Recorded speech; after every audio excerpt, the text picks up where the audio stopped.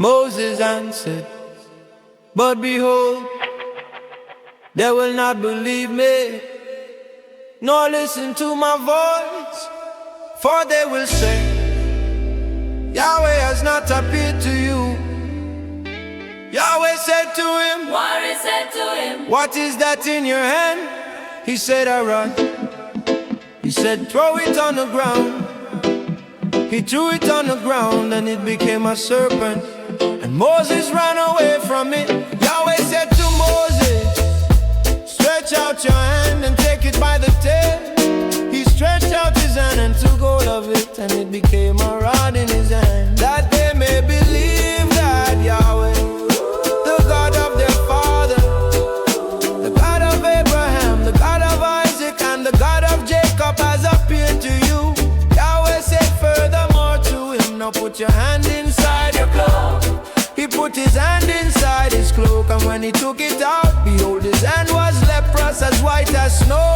He said, put your hand inside your cloak again. He put his hand inside his cloak again, and when he took it out of his cloak, behold, it had turned again as his other flesh.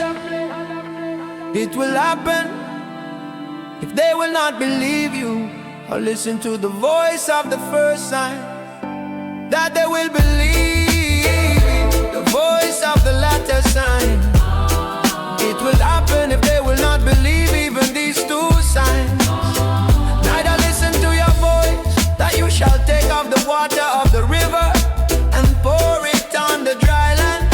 The water which you take out of the river will become blood on the dry land. Moses said to Yahweh, oh Lord, I am not eloquent, neither before now, nor since you have spoken to your servant, for I am slow of speech and of a slow tongue. Yahweh said to him, who made man's mouth? Or who makes one mute or deaf or seeing or blind? Isn't it I, Yahweh? Now therefore go, and I will be with your mouth, and teach you what you shall speak. Moses said, oh Lord, please send someone else.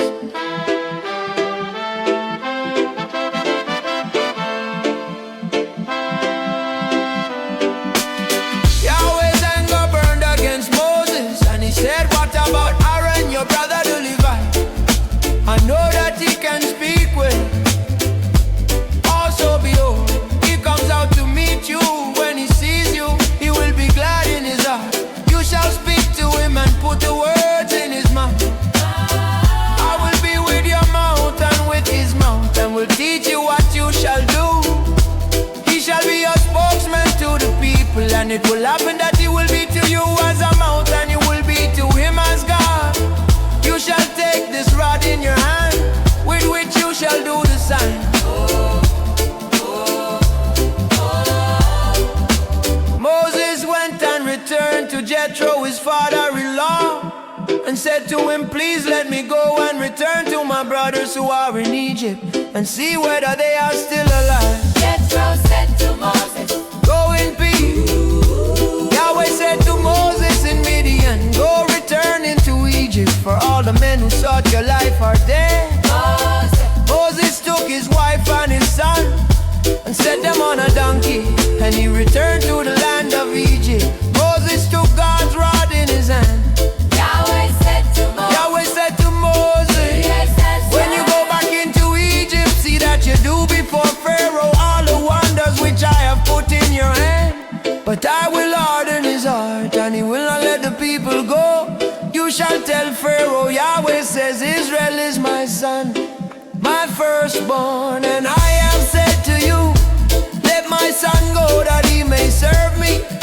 And you have refused to let him go. Behold, I will kill your son, your firstborn, on the way at a lodging place. Yahweh met Moses and wanted to kill him.